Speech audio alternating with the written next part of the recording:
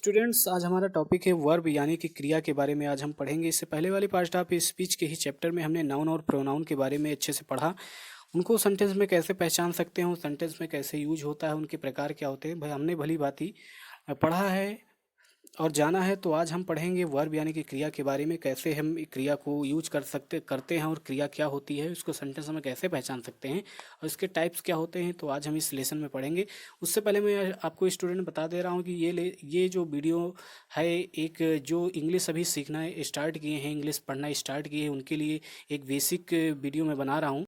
तो ये स्टार्ट करते हैं। उससे पहले अगर आपने अभी हमारे चैनल को सब्सक्राइब नहीं किया तो जाके सब्सक्राइब कर लें और बेल की घंटी को जरूर दबा दें, ताकि अगर कोई नोटिफिकेशन, अगर हम वीडियो कोई डालें तो आपके पास उसकी नोटिफिकेशन पहुंच जाए। तो आइए स्टार्ट करते हैं।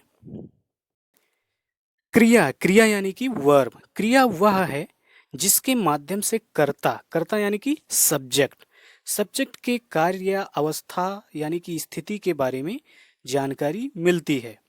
Verb describe the actions or the states of the subject। अर्थात कहने का मतलब वो ये है कि क्रिया यानी कि वर्ब वह होता है जो सब्जेक्ट के कार्य यानी कि एक्शन या स्टेट के बारे में बताता है या उसके बारे में जानकारी देता है। अब सब्जेक्ट क्या होता है? सब्जेक्ट जो सेंटेंस में जिसके बारे में कुछ कहा जाता है, बताया जाता है, या जो सेंटेंस में कोई काम करने वाला होता है, जो वर्क डन करता है, वो सब्जेक्ट होता है। तो सब्जेक्ट के बारे में, उसकी एक्शन के बारे में, उसकी स्टेट के बारे में जो जानकारी देता है, वो क्या होता है? क्रिया होती है, यानी कि एक वर्ब होता है। एग्जाम्पल के माध्यम से आप अच्छे से समझ पाएंगे। तो आइए एग्जाम्पल लेकर के देखते हैं। हमारा पहला एग्जाम्पल है राम इज प्लेइंग। राम खेल रहा है। कौन खेल रहा है? राम। तो राम क्या हुआ? एक सब्जेक्ट हुआ। खेलना, खेलना मतलब प्ले मतलब खेलना। तो प्ले क्या हुआ? एक वर्ब हुआ। इसी तरह आप देखेंगे इज प्लेइंग, खेल रहा है।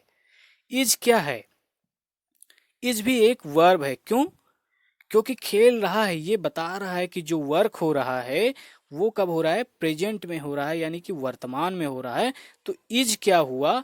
एक वर्ब हुआ जो सब्जेक्ट के स्टेट के बारे में शो कर रहा है, उसकी अवस्था स्थिति के बारे में बता रहा है। इसी तरह आप दूसरा एग्जांपल देखेंगे, राम इज 8 months ओल्ड। मतलब राम 8 महीने का है। कितने महीने का? 8 महीने का। मतलब इस समय वर्तमान में कितने महीने का है? 8 महीने का है। तो इसलिए यहाँ पे इज क्या हुआ? एक वर्ब हुआ। और कौन सा वर्ब हुआ? एक हेल्पिंग वर्ब हुआ या ऑक्सिलरी वर्ब हुआ। इसी तरह आप देखेंगे next example, Ram was 8 months old. Ram 8 महीने का था। कितने महीने का था? 8 महीने का। मतलब था, भूतकाल की बात हो रही, पास्ट की बात हो रही, पहले था, इस समय नहीं है, पहले था। तो वॉज से हमें क्या पता चल रहा है? कि उसकी स्टेट के बारे में पता चल रहा है, समय के बारे में पता चल रहा है, स्थिति के बारे में पता चल रहा है कि वो पहले 8 महीने का था, अब नहीं है।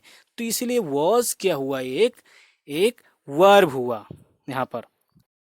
आई होप आप समझ गए होंगे कि वर्ब क्या होता है। ये जानते हैं कि वर्ब के टाइप्स।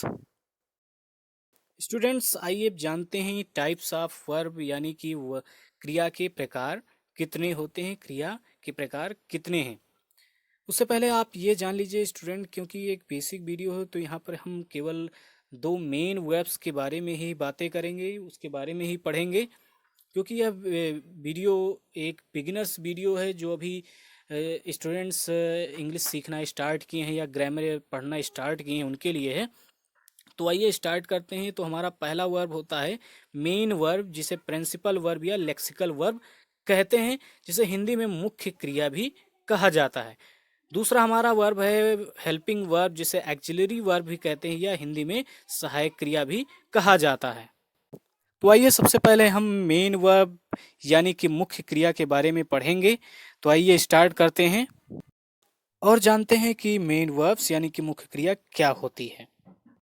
पहला हमारा वर्ब है मेन वर्ब, जिसे हम प्रिंसिपल वर्ब या लेक्सिकल वर्ब या हिंदी में मुख्य क्रिया भी कहते हैं। आइए जानते हैं क्या होता है। यह क्रिया कर्ता यानी कि सब्जेक्ट है ना, के कार्य की जानकारी देता है। Main verbs describe the actions of the subject, अर्थात कहने का मतलब ये है कि मुख्य क्रिया वो क्रिया होती है जो सब्जेक्ट के कार्य के बारे में बताती है, वो एक्शन के बारे में बताती है कि सब्जेक्ट कौन सा एक्शन करता है, कौन सा वो कार्य कर रहा होता है। जैसे आप देखेंगे डांस, डांस मतलब नाचना, नाचना क्या है, एक एक्शन है। तो एक्शन क्या होता है, कार्य क्या होता है, एक मेन वर्ब होता है, यानी कि मुख्य क्रिया हुआ होता है। तो डांस यहाँ पर क्या हुआ, एक मेन वर्ब्स हुआ। इसी तरह प्ले, प्ले मतलब खेलना, सिंग, सिंग मतलब गाना, फील मतलब महसूस करना, राइट मतलब लिखना, ये सभी क्या है, ये एक मेन वर्ब्स हैं, क्योंकि इनसे पता चलता है एक्शन के बारे में, कार्य के बारे में पता चलता है जो सब्जेक्ट करता है। तो एक्शन क्या होती हैं, एक मेन वर्ब्स होती हैं। क्योंकि आप डिफिनीशन में पढ़ चुके हैं कि सब्जेक्ट के एक्शन यानी कि कार्य के बारे में जानकारी जो देता है वो क्या होता है, एक मेन वर्ब्स होता है। इसीलिए यहाँ पर डांस, प्ले, सिंग और फील एंड राइट क्या हुए, एक मेन वर्ब्स हुए, यानी कि मुख्य क्रिया हुए। हमारा नेक्स्ट वर्ब है हेल्पिंग वर्ब, जिसे हम एक्सिलरी वर्ब भी कहते हैं या हिंदी में सहायक क्रिया भी कहा जाता है। आइए जानते हैं क्या होता है। सहायक क्रिया कर्ता, कर्ता यानी कि सब्जेक्ट के अवस्था स्थिति के बारे में बताती है। अवस्था स्थिति मतलब टाइम, अवस्था स्थिति मतलब टाइम, वर्तमान, भूतकाल या भविष्य काल में बताती है। मतलब वो कोई जो कार्य हो रहा है वो वर्तमान में हो रहा है या भूतकाल में हो रहा है, भविष्य काल में हो रहा है, इसके बारे में हमें किससे जानकारी मिलती है, हेल्पिंग वर्ब से मिलती है ना। Helping verbs describe the states of the subject, present, past and future. तो ये सबसे पहले हम जानते हैं प्रेजेंट की helping verbs. Present helping verbs यानी कि प्रेजेंट टेंस यानी कि वर्तमान को बताने के लिए जो सहायक क्रियाएं यूज की जाती हैं वो हैं is, am, are, has been, do, does. ये क्या हैं, एक प्रेजेंट हेल्पिंग होती हैं, जिसमें कि कैन और मस्ट एक मोडाल हेल्पिंग वर्ब्स हैं प्रेजेंट के।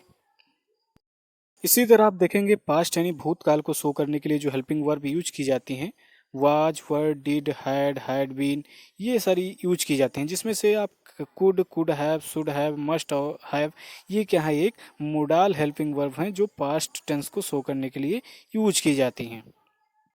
इसी तरह फ्यूचर टेंस यानी कि भविष्य काल को बताने वाली जो हेल्पिंग वर्ब्स होती हैं उनमें will, shall, will be, will have to, shall have to use की जाती हैं, जिनसे हमें पता चलता है कि वह सेंटेंस जो बना हुआ है, जिसके बारे में बात हो रही है, सब्जेक्ट जो कार्य कर रहा है वो कौन से स्टेट में है, वो फ्यूचर स्टेट में यानी भविष्य काल में है। आइए कुछ एग्जाम्पल लेकर के समझते हैं। हमारा पहला एग्जाम्पल है Ram is playing a guitar, Ram guitar बजा रहा है। यहाँ पर आप देखेंगे इज, इज एक क्या है, प्रेजेंट हेल्पिंग वर्ब है जिसका यूज हमारे इस सेंटेंस में किया गया है। इज यहाँ पर शो कर रहा है कि जो काम हो, राम गिटार बजा रहा है, यानी कि यहाँ पर इज शो कर रहा है कि जो काम हो रहा है वो वर्तमान में हो रहा है, यानी कि प्रेजेंट में हो रहा है, प्रेजेंट में हो रहा है। इसी तरह आप देखेंगे Ram was playing a guitar, ये पास्ट टेंस का एक हेल्पिंग वर्ब है जो बता रहा है, वाज यहाँ पर बता रहा है कि जो काम हो रहा है वो भूतकाल में हो रहा था, जो उस काम का जो एक्शन था सब्जेक्ट के द्वारा किया जा रहा था वो क्या था, भूतकाल में था। राम गिटार बजा रहा था, है ना। इसी तरह आप देखेंगे Ram will be playing guitar, Ram guitar बजा रहा होगा। इस सेंटेंस में क्या सेंस निकल रहा है, होगा, यानी कि अभी जो वो काम हुआ नहीं है वो काम भविष्य में होना है। तो यहाँ पर विल बी का जो एक है फ्यूचर हेल्पिंग वर्ब है, इसका ये यूज इसलिए किया गया है कि वो ये बताने के लिए जो काम होना है वो फ्यूचर में होना है, यानी कि फ्यूचर के स्टेट को शो करने के लिए यहाँ पे विल बी का यूज किया गया है। आशा करते हैं कि आपको ये मेरी वीडियो पसंद आई हो। अगर पसंद आई है तो चैनल को जाके सब्सक्राइब जरूर कर दें। तब तक के मिलते हैं एक नई वीडियो के साथ में, तब तक के लिए धन्यवाद।